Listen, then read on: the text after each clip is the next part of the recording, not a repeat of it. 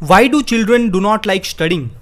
Why employees working in 9 to 5 corporate job thinks their job as a burden? Why a fat person hates going to gym and hates dieting?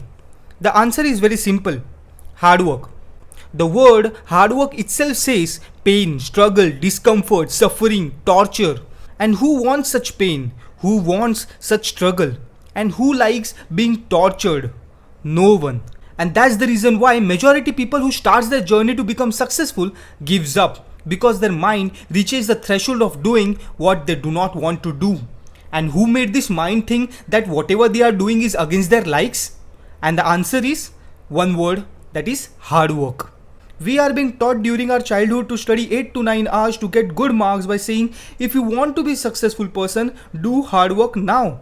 We are being told by our bosses to work extending the 9 to 5 job by saying if you want appraisal, you need to do hard work now. We are being told by the gym instructor to do hard work in gym to lose those 10 kgs. And thus, in this journey of achieving something, we give up because of one word which is hammering us from this external world, and that is hard work. While all of this is happening, few achieves success. Oh, so they love doing hard work? Is it? Actually, yes.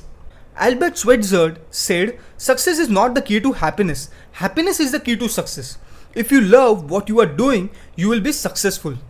Confucius said, choose a job that you like. You will never have to work a day in your life. So what do they want to convey?